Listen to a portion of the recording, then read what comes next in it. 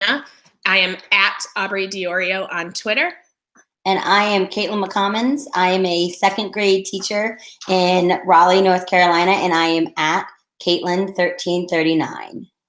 We are going to share some tech-based tools that you can use for inquiry today, and specifically with a focus on littles being students who are ages K through second grade. And we're going to talk about tools to use and also how to get started in your classroom with the inquiry process if you have the tools but you're not quite sure what to do with them.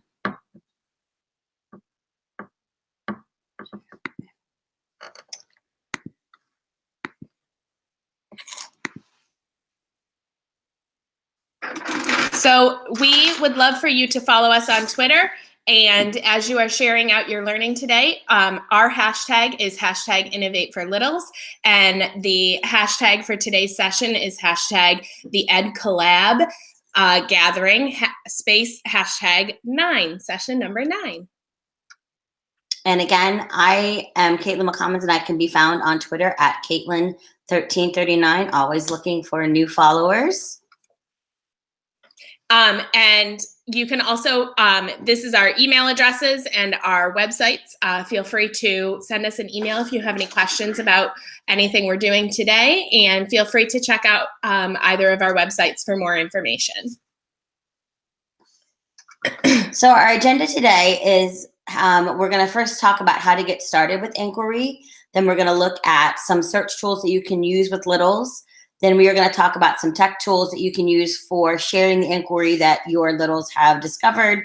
And then we're going to round out by talking about more ways to use tech and just emphasizing that littles can do it too. All right, so first we're going to talk about why you want to use an inquiry-based model in your classroom. First and foremost, it is a relationship builder. As Rita Pearson says, kids don't learn from people they don't like. And using an inquiry model allows you to build relationships because you're able to find the things that kids are interested in and build a relationship by making sure you're including those things in your classroom. It's a great way to include the 4 C's in your classroom and in your instruction on a regular basis. The 4 C's being creativity, critical thinking, collaboration, and communication. It also allows for real-world practice and real-world application of anything that you're doing within your curriculum.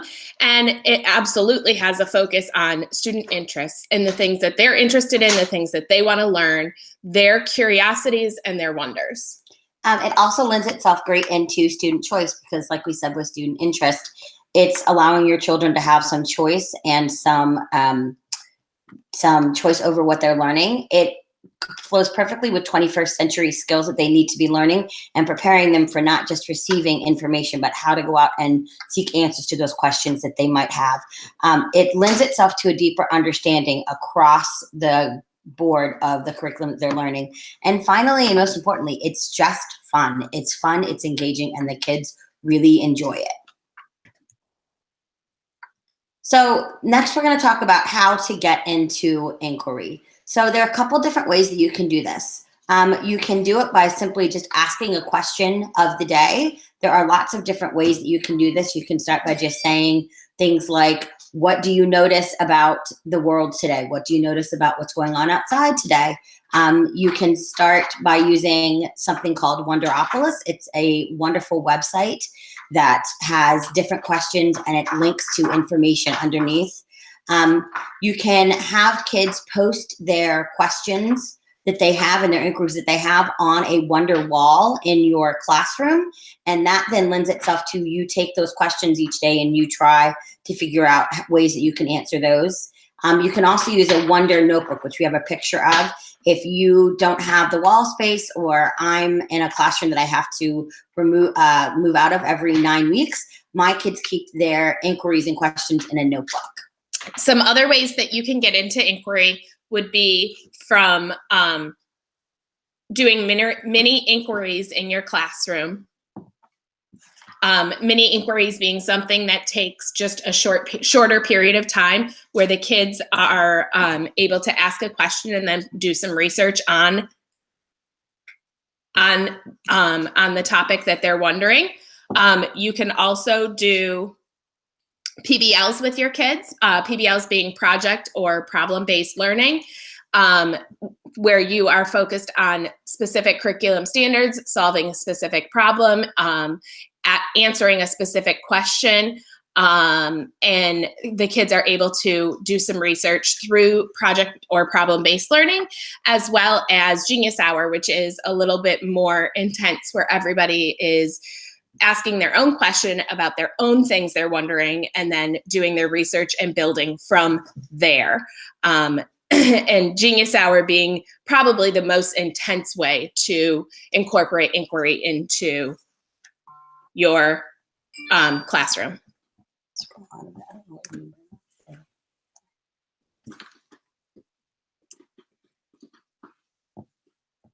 All right, so both of us do inquiry in our classroom on a regular basis. So we're going to talk real quick about when we incorporate those different things in our classroom.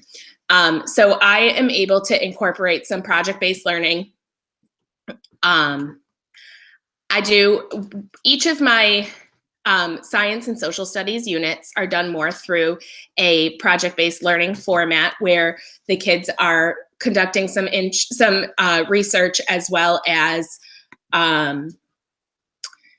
building things using our in-classroom makerspace to solve a problem or do some research. And both of us do Genius Hour, and I'm going to let Caitlin talk a little about Genius Hour. Yes, so I do Genius Hour in my classroom. It really winds up being about a Genius 45, because we don't always have the hour-long time to devote to it, but we do it usually on Friday afternoons, starting at about 2:45, which is our last kind of block of the day, till about 3:30. But really, it's a time when I tell my kids we have devoted to doing nothing else but working on your inquiries. And it looks different depending on what it is that your students need. Sometimes my Genius Hour time has looked like students doing research projects on things. Sometimes my inquiry has been students needing and wanting to make things. At the beginning of the year, my Genius Hour tends to look a lot like playing board games and learning those soft skills that they need in order to get along and work collaboratively in those groups. But it's basically a time of the day that we have set aside in order to make sure that we are purposefully teaching and giving kids time to work on those wonders and those inquiries. You can also do it, though, throughout the day. If you don't have a full chunk of time, you can do it in terms of posing a question at the end of a science lesson or a reading lesson or a math lesson that would lend itself to doing a little bit more inquiry-based work. And you can also do it at different parts during the day. I think both of us usually try to get in our science and social studies lessons within 4 days out of the week, so that we're able to devote that time then to Genius Hour. But this year, I've also been able to do some Genius Hour work and inquiry work within our writers workshop, where the kids spent some time working with their All About books. And they were able to conduct some research in small groups or even individually and write a book using the topics that they were specifically focused on doing research and learning about. And we do a lot of our inquiry as well during that writing period, because when we have a specific set of standards that we are given by our state in order to teach the children, and oftentimes it's things that are nonfiction standards. So things like the children need to write an informational text. Well, that's really great, because that informational text can then be based on whatever the student's choice may be. So you can hit that standard by having them do an all about book, and it may be an animal, or it may be a person, or it may be an all about how to make something. So those standards in writing oftentimes really lend themselves to some good inquiry time.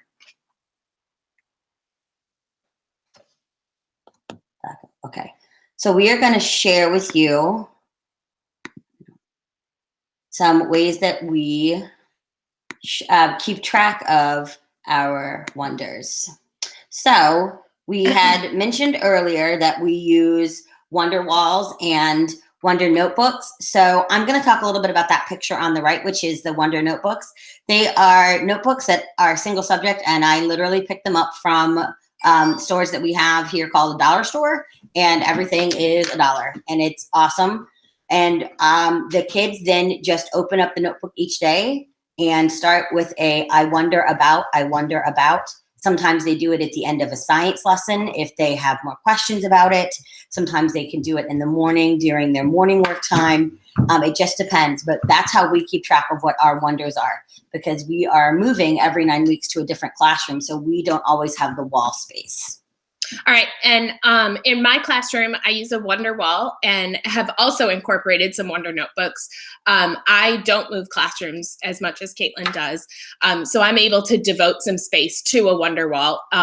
My students post their questions on sticky notes, and then they hang them up on the walls, and this is where they get some of their inspiration when it comes to Genius Hour. They're able to take a question off the wall and then work on doing some research to answer that question.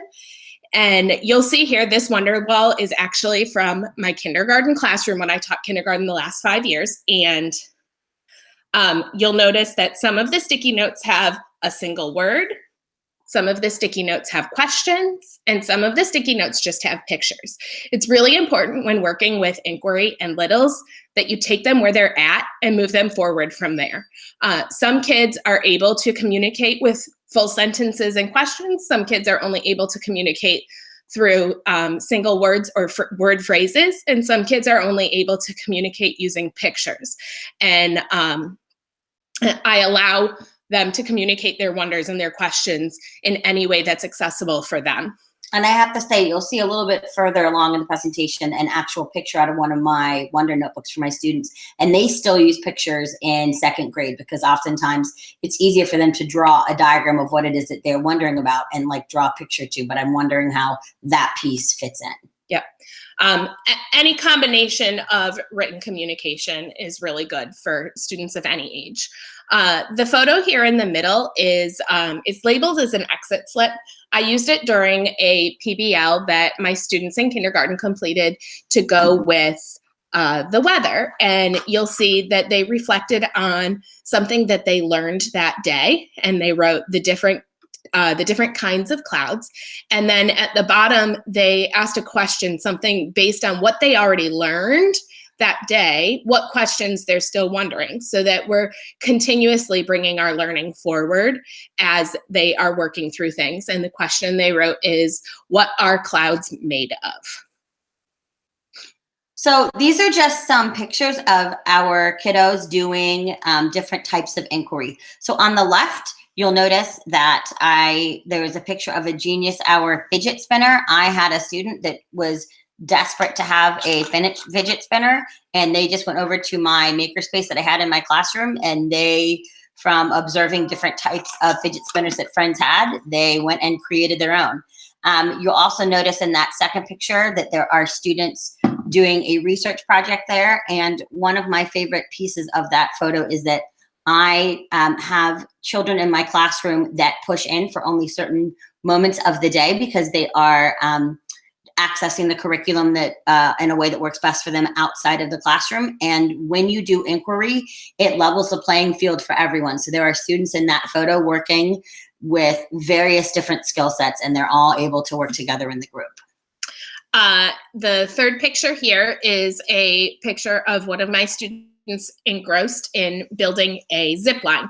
This was part of a PBL that we had completed in order to solve a problem that they identified at recess. And you'll see that he's also using makerspace materials, but that we use multiple different types of materials to combine as we're building at makerspace. So as Caitlin, you can see in Caitlin's Genius Hour fidget spinner over there that it looks like reusable materials, where my friend here in the middle is using Legos and dowels and some pieces of furniture from the classroom and kind of combining all of those things together as he's working and building. And you'll even see in the background that my kids use recyclable and reusable materials as well. There's some boxes back there. And then the group of kids here on the right had just completed a STEM challenge in which they were given some dollar store recyclable, reusable materials from our makerspace, and they had to create a boat that would float, and they're here testing that boat in a tub of water, and it did end up floating, and they are all so proud of themselves. So just a quick recap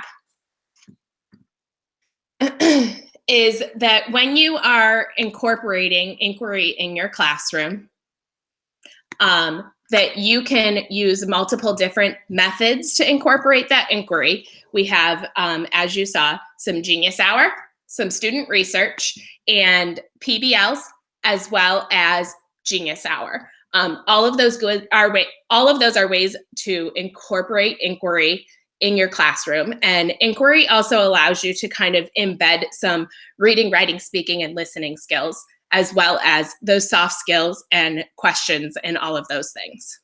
So when you're thinking about inquiry, sometimes it can seem overwhelming because you're trying to figure out, well, how am I going to fit all of those standards that I have to teach into inquiry-based learning?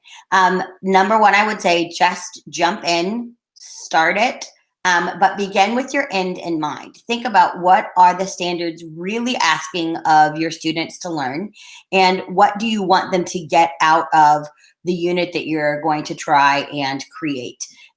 If it's a nonfiction text unit that you're trying to teach some different nonfiction text structures, what is it that you really want them to learn? Do you want them to learn specifically about an animal, or do you want them to learn about nonfiction text structures? In which case they can do that using multiple different ways.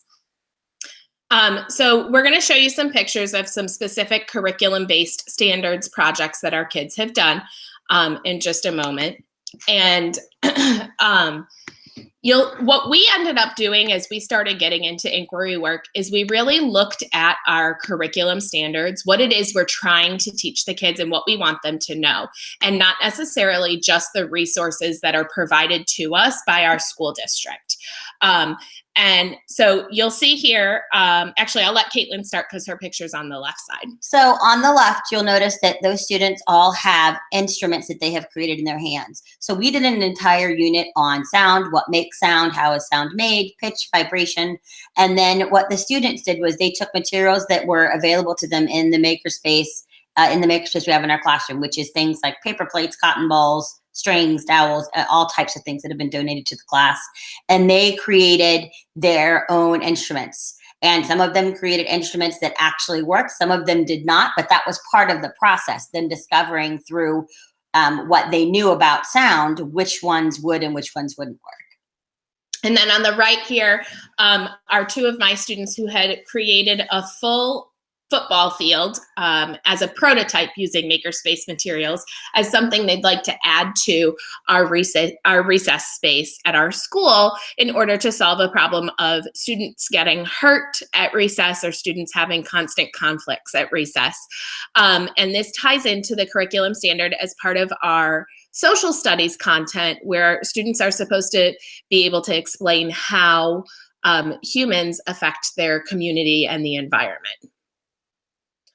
So we already spoke a little bit about this, but when can you get these inquiry pieces in? And like we had said, and like we've shown, it can happen in a science unit, in a math unit, in a reading time, or writing. It can also, though, occur right when you have that time specifically devoted to it in the afternoon.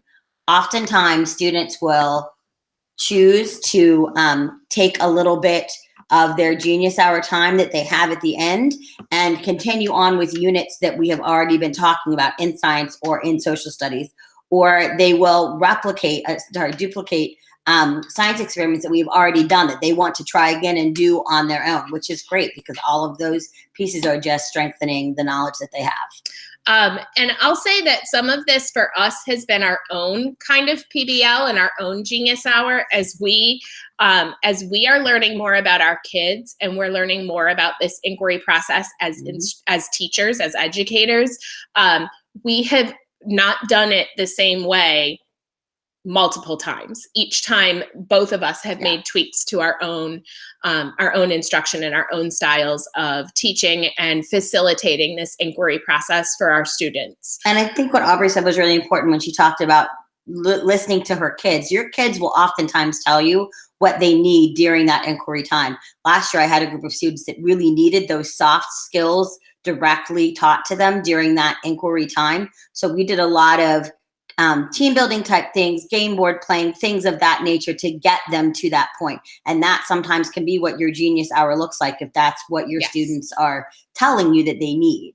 Yeah, and it's really important to kind of prepare yourself in your brain, because inquiry, especially genius hour inquiry, is messy.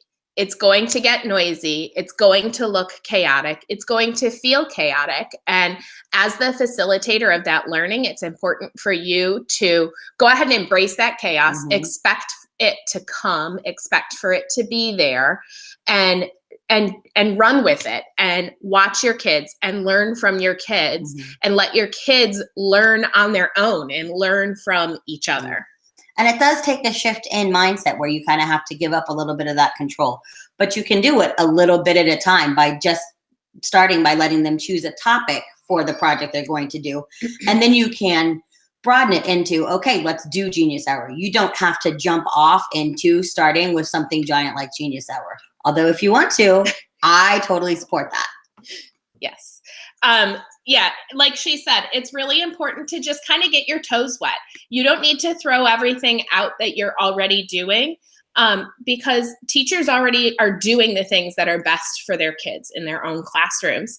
And so if you're getting started in inquiry, take it as a process and go ahead and just get started and pick maybe one thing that we've talked about and shared about today, and just try that one little thing. And as you go, maybe you revisit this video, or you connect with us on Twitter, or take a look at our websites, and then you find the next thing that you want to try, and then take yourself a little bit further into your inquiry, into your own inquiry of teaching. So now we're going to switch a little bit, and we're going to talk about, if you've got that inquiry piece, how can you help your kids to facilitate and share what it is that they have learned? So two of our favorite ways that we have for helping them to gain more inquiry is KidRex and YouTube Kids. So KidRex is a site, a search engine that is specifically geared towards children. They can type in their search in the search box, anything it is that they are looking for, and it will bring up kid-friendly articles and things for them to read. You still, as a good teacher, have to be watching them while they're doing this to make sure, but it is done by Google, and it's a kid-friendly search engine for them to use. YouTube Kids is also another great tool that kids can use for research. And it's important to point out to kids that anybody can upload to YouTube. And this is a good time to teach them critical thinking, one of your 4 C's, and that they need to be critical consumers, because as they're watching YouTube videos, they need to be paying attention for who put this video out? Are they really an expert? Is this really true facts? Are these things that I can learn from? Or is this just somebody in their backyard that's putting out the information? It's really important in the digital age to make sure kids have the skills and tools they need to be able to analyze the content they're taking in, even as littles. What I like about YouTube Kids is kids don't have to be able to type to do their searching.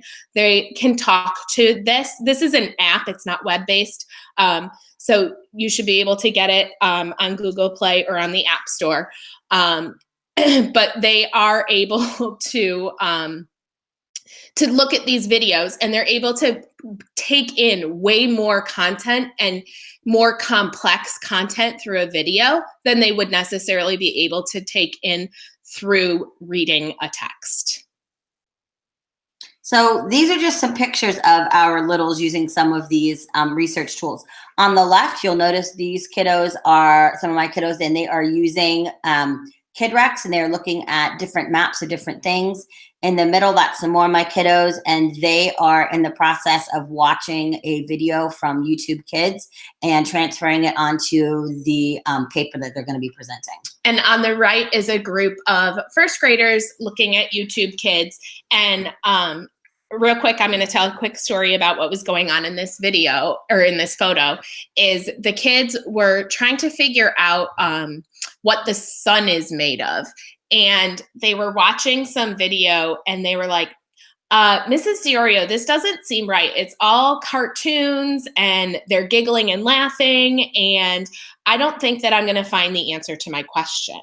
And then I said, all right, well, if that video is not going to answer your question, do you have to keep watching it? And they said, well, no, I think that I should see if I can find something different, maybe a scientist video. So they went back into the search tool on YouTube Kids, and they were able to then find a video that would look more like it was going to teach them the facts that they were looking for. So once your littles have figured out that this is what they want to do their inquiry on, and they have figured out the questions and the answers to what it is that they have done, you then want to have them share. And this is one of the most important parts of the inquiry process, is allowing them to share their learning with the class. It can be something as amazing as having parents come in and watch a giant presentation, but it can also be something that's ongoing and smaller. And two of our favorite tools are Seesaw and Flipgrid. We're just going to explain those a little bit to you. All right. So Seesaw is for both of us, I think, one of our most favorite tech tools to use in our classrooms. And the way that you get into Seesaw is an app. It's also web-based. It's free. Kids are able to use it independently.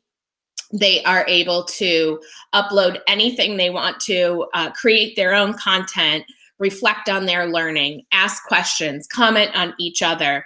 And it's so simple to use that kindergartners are able to use it independently with very little instruction, because it's so intuitive. Kids are able to upload photos, videos, drawings, notes, and it even connects with Google Apps. So they can upload Google Apps through Seesaw, as well as posting links that they're finding. So like if there's something from Wonderopolis that they want to share, they're able to share that through a link on Seesaw. And it is absolutely phenomenal. And then once they get some content into Seesaw, they can then annotate it by adding labels, by adding captions. Are you hearing all of these text features that we're supposed to be teaching when it comes to our nonfiction text in our lessons in our classrooms, right? And Seesaw kind of provides like a real hands-on experience for kids to be able to use and apply those things. And another reason that I love Seesaw so much is that it spans the grade levels from K to 12, because it's just open-ended. You create a video. Well, a kindergartner may create a video that looks very different from a second grader or a fifth grader. I have second graders right now creating videos explaining how to solve 3-digit subtraction problems. And especially in the States, when you have Common Core math and parents going, I have no idea what it is you're trying to get my child to do. When you have something like Seesaw and they're able to share what their learning is and share their inquiry pieces, then the parents are able to see on a daily basis and not having to just wait for that big reveal at the end. Yes.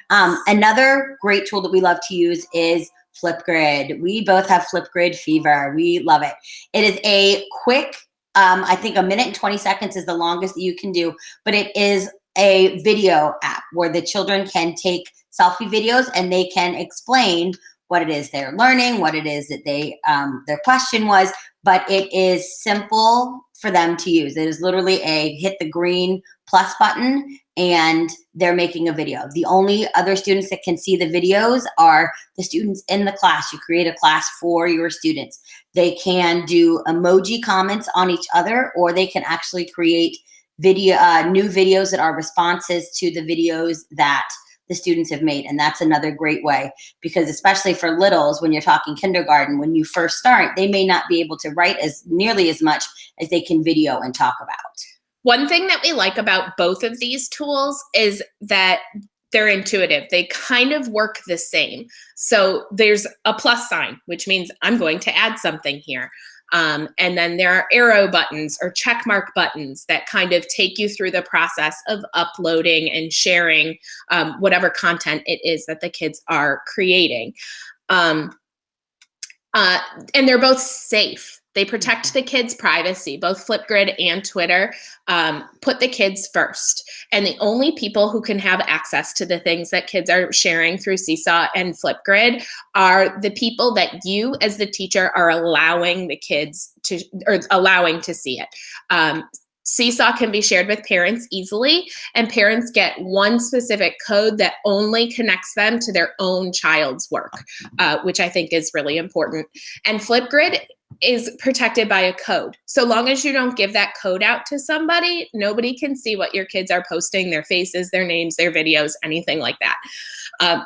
So both of these tools are very safe for kids to be using. Yes, and they're also both free. And they have wide ranges of things that you can use for free, which is always important. Yes. And so part of the inquiry process is being able to share your learning and share your work with the world, which is why we selected both Seesaw and Twitter as our top tools for sharing kids' learning. Because it's really important for them to share what's going on in their brains, to share what's going on in their worlds with the people that are the most important to them. Both of these photos here are first grade videos. And on the left, you'll see a friend who is getting ready to upload to Seesaw. And she's posting something to her friends that she was getting ready, or that she had learned about during her Genius Hour time. And then what she'll end up doing when she's finished there is going back through our Seesaw feed, which works basically like social media. And she can then look and listen to her friends as they are sharing. And she can leave them voice comments or text comments on their work. And then the little girl on the right here is taking a video she had used Oreo cookies to explain the cycle of the moon. And she is teaching mommy and daddy about how the moon waxes and wanes and the cycle of that process. So these are just some more awesome tools that you can use for inquiry. Kiddle is mostly an image search that you can use. Google Classroom is a great one for you to use. There's Wonderopolis, which we talked about. That is the question of the day website. There's Buncee, Discovery Education. Then we also have Book Creator, which is another way that kids can create content. Padlet, which is a way that kids are able to kind of collect their ideas in an organized format.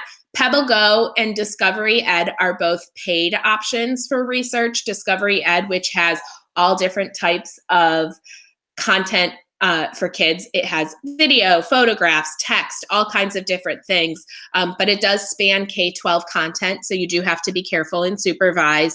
All of it is appropriate for kids K-12, but then you have to think that things for a 12th grader is not going to be necessarily appropriate for a first grader or a second grader. PebbleGo has some fantastic photographs and text that is easily interpreted by children. And it has a read to me feature that is just second to none, especially for kindergartners. I love that read to me feature on PebbleGo.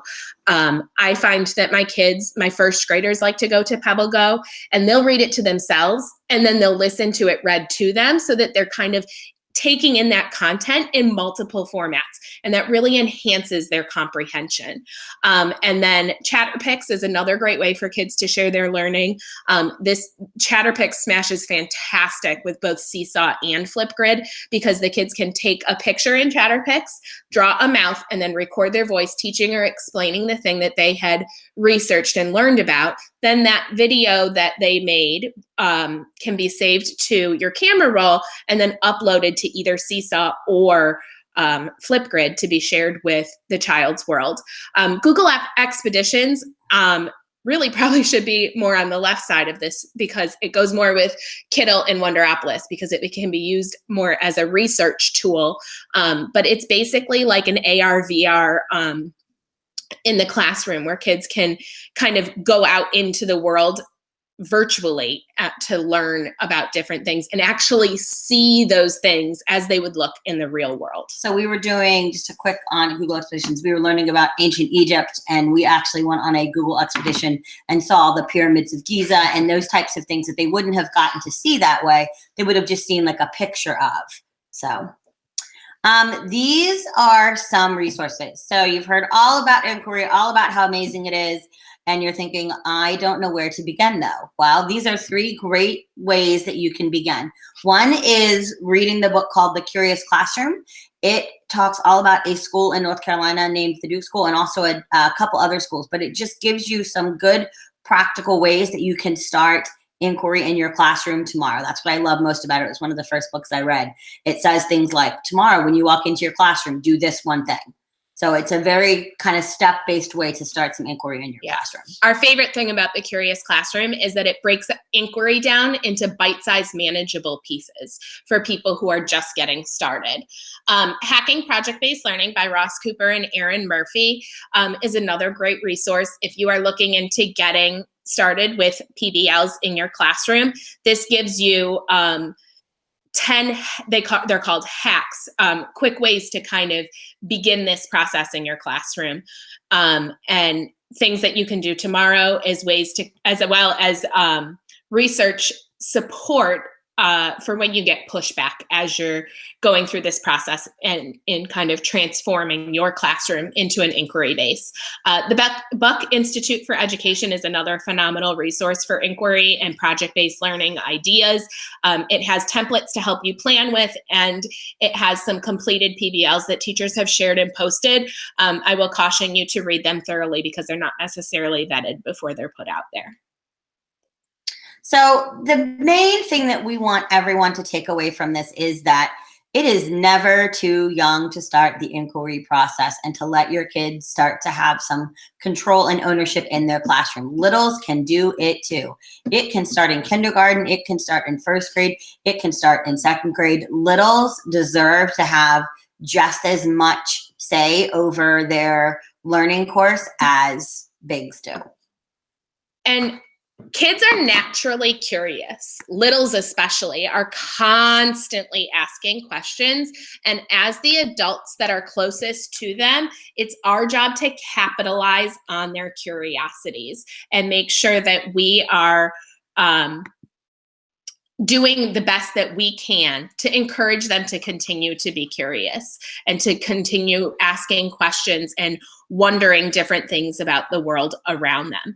And like we said before, and as you've heard Miss Frizzle say, I'm sure in multiple stories, that it's just important to jump in and get messy and ask questions. And it's not going to be perfect and you are going to make mistakes, but really this is where authentic learning happens, especially for littles.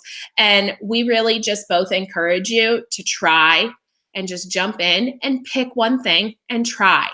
Exactly. And if we are asking things of our children that we are not willing to do ourselves, then what's the point? And one of the biggest things that we ask children to do is to take risks and learn new things. And we have to model that. And the best way to model that is by taking risks and trying new things. And again, it can start small. You do not have to jump into the deep end of this pool. You can start by just asking your kids a question each day during a science or a math lesson and going through an inquiry process with them there, taking 5 minutes out of a day. You can do it at the end of the day. You can do it at the beginning of the day. You can do it through Wonderopolis, where it's all kind of structured out for you and you're just kind of having that discussion with them. It can start small, or you can jump in and get messy and start big. But we want to leave you with the idea that littles can do it too. We are both on Twitter. We both will supply our emails, and we would love to contact and stay in contact with people that are continuing to try these things, and we will share. If you have any questions about anything that we've talked about so far, we're getting ready to put up a link to our own Flipgrid, and we would love for you to, you can scan the QR on the screen, you can use the link, or if you're already familiar and have Flipgrid as an app, you can use the Flipgrid code that we're putting out for you right now. And there are a few different grids and a few different topics in there, and we would love to connect with you through this method. Please share with us a big takeaway, a success that you've had in your classroom, or any further questions that you're still wondering. And even if we are not able to answer, or we are not the ones that get back to you first, that's the beauty of Flipgrid, is that somebody else may sign on and they may have an answer to that question, and then they may have their own. So we can kind of all be learning from each other as we go through this process of starting and strengthening inquiry in our classrooms. We'll leave this Flipgrid open so that you can come back to it. So please watch each other's videos, leave comments for each other, share this Flipgrid with other educators that are into inquiry, want to get started with inquiry, or are inquiry experts. Caitlin and I are not trying to be inquiry experts. We are just cheerleaders. And again, our hashtag is #InnovateForLittles. And the hashtag for this session is #TheEdCollabGathering, #9. And please email, tweet, let us know, contact us on Flipgrid. We would love to hear from you. We hope you got some takeaways from this. And anything that you're doing in your classroom, we would love for you to be able to hashtag our hashtag #InnovateForLittles as well. But thank you, Aubrey. Thank you, Caitlin. So much amazing learning, all in 45 minutes. Thank you so much for teaching us to embrace, project-based learning. Taking small steps towards big successes with inquiry, and so many great resources. So we will continue to use your hashtag and the resources that you're going to put out on Twitter. So thank you very much for that. For those of you who have joined us for this fabulous session, there's so much good learning coming up soon. So I hope you stay with us. Up next, in our next session, we have Joellen McCarthy and Catherine and Todd talking about possibilities of using books as co-teachers. We also have Jamie talking about how student-centered coaching, the when, why, who, and where of student-centered coaching. Fabulous workshop for, especially if you are a literacy specialist or a literacy coach. And then we also have Carla Cruz and Blair talking about elective teachers unite, literacy in the non-tested subjects. I do hope you stay on for those workshops coming up next. And our closing is going to be fabulous, so please stay with us. Thanks once again to our fabulous presenters for today, Caitlin and Aubrey. Thanks so much for everything. Thank you. Right, bye everyone. Bye.